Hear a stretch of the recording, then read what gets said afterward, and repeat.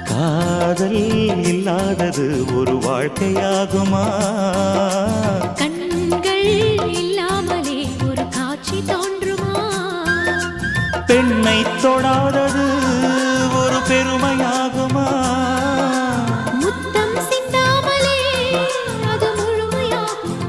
முழுமையாகுமா? காதல் இல்லாதது ஒரு வாழ்க்கையாகுமா?